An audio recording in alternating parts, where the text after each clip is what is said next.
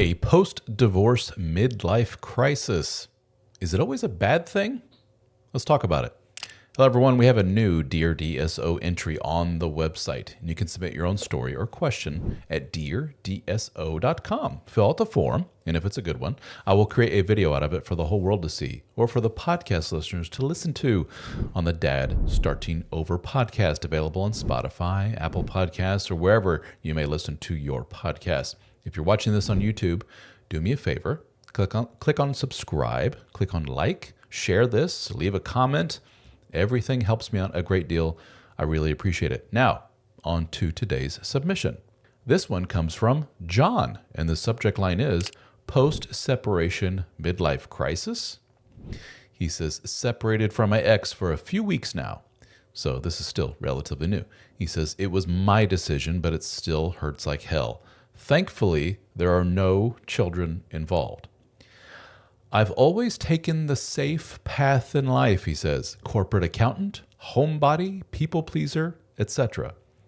I've always had this dream of running away from society to, quote, find myself.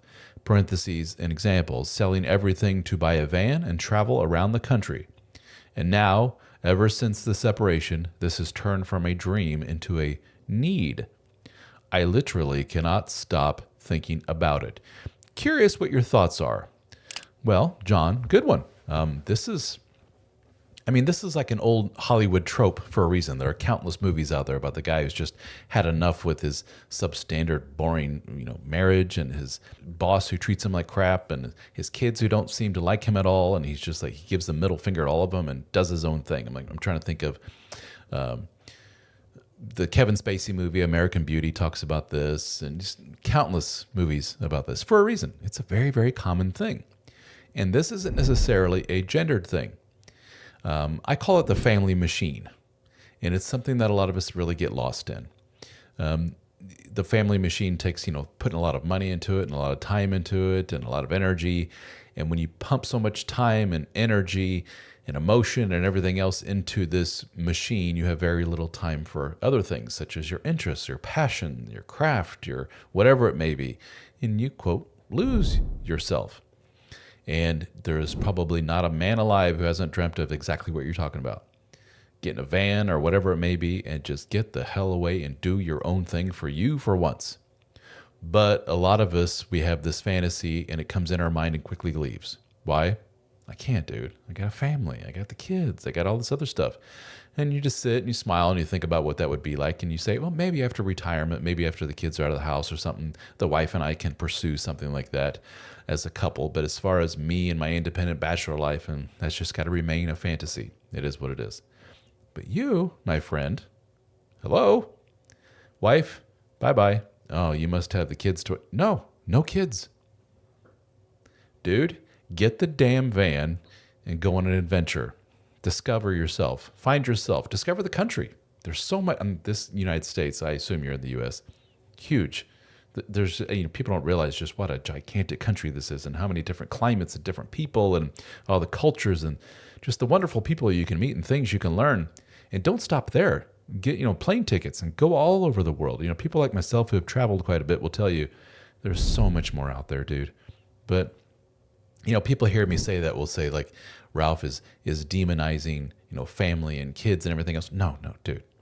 Some people get their sense of accomplishment and their mission and everything else is wrapped in this frame of I'm a family man and I want to raise good children and I want to be a good father figure and a good husband and I want to do all these things, and then when I die I can look back and say I did it. I was a good man. I did that thing.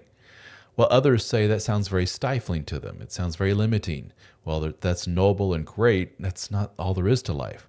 And therefore, some people are able to juggle both sets. They become a very independent person, but at the same time, they take care of their family, and they're a good romantic partner to their wife, and they're a great father to their kids. But everybody knows dad has his alone time and he does his thing, the thing with friends, whatever it may be. Dad's going away for a weekend. I don't know. Some people are able to juggle that world, but that, from what I've seen, relatively rare. You are not constricted by the kids thing, the wife thing. You are literally a single bachelor who has the whole world at your fingertips. The world is your oyster, my friend. Take advantage of it. Have fun. The irony is that the more you get out there and discover things about yourself, learn things about yourself, learn things about the world, appreciate all these people around you, make new friends, make new connections, whatever it may be. If the world of a long-term relationship is something that you want to pursue later in life, by virtue of all these things you've learned about yourself, in socializing with a wider group of people out there, you will arguably be a better long-term relationship candidate. You'll be a more interesting person, potentially a more empathetic person, just an all-around better, happier, healthier dude. Far more interesting individual, that's for sure. Like all the life experience that you're going to be experiencing here over the next few years. Because I'm saying, like, dude, go do it. Why not? Let's look at it from that direction. Like, why not do this? Because maybe you have a job that really needs you, the career thing. Maybe you're only a few years away from retirement. Maybe you need to hang on for a little bit. I mean, those things all could make, rational sense. But if you've been a corporate accountant and being a good boy all this time, you probably are sitting on a nice little nest egg of money. Am I right?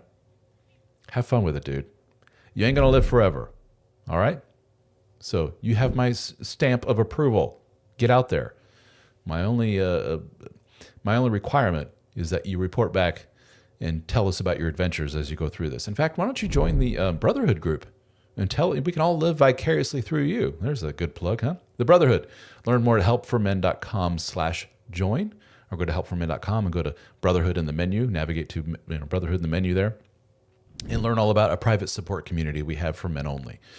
There's plenty of guys that would love to do what you're doing. Some guys that have done exactly what you're talking about here before starting up another family or whatever it may be. So join. We would love to learn more from you. I'm sure you can learn more from other guys in the group. So check it out, John, others, the Brotherhood, helpformen.com. And thank you, Mr. John. Thank you. Make sure I have the name right. Thank you so much again for sharing your story. And a great question. Really appreciate it. And guys, thank you for watching, and we'll catch you on the next one.